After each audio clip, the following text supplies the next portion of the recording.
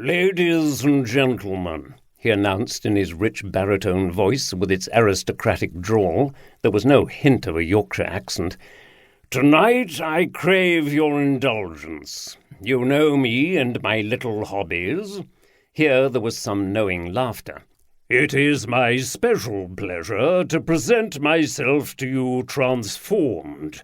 I am no longer merely Vivian Carstairs, Lord Redmire, but the great illusionist Carzini." There was a chorus of facetious oohs and ahs from the guests, who were now well lubricated with alcohol and ready for some entertainment. Redmire's face assumed a self-satisfied smile, and he held up his arms for quiet. "I understand you will find it hard to take me seriously, as so many of you have humoured me in the past in my many other transient manifestations. But this," he paused for emphasis and held up his hand, "is the real thing. Ladies and gentlemen, I have perfected what I believe to be a truly remarkable magic trick."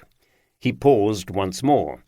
When he spoke again, his voice was bolder, emphasizing each phrase. "You will see me disappear completely from a locked room, which you may examine before and after my disappearance. I will then reappear in the same room. And then, ladies and gentlemen, I will disappear from the room for a second time and materialize outside this same room." This extraordinary announcement silenced his guests. It sounded so preposterous that they were unsure whether or not it was a joke. Redmire was famous for his practical jokes. There were one or two stifled giggles among some of the slightly tipsy women. "Is this one of your jokes, Viv?" asked a louche-looking character lounging back in a chair and smoking a cigar. Redmire turned to him. "Certainly not, Roger. I promise you this is real." He turned back to the table.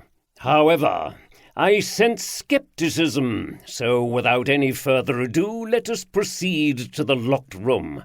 Please follow me." With that, he strode off down the dining room and out of the door, followed by his guests. They exchanged many questioning gestures and glances, but were prepared to humour their host.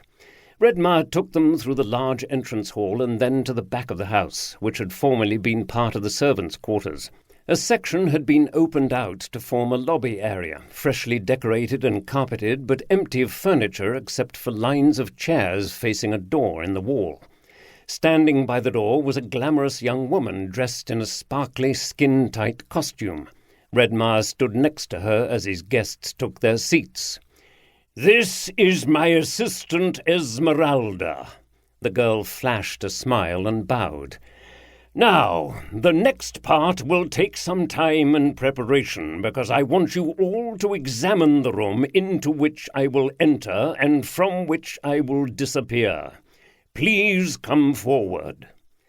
Redmire opened the door to reveal a small room, about 12 feet square, furnished like a study, with a chair, a wooden desk, and bookshelves.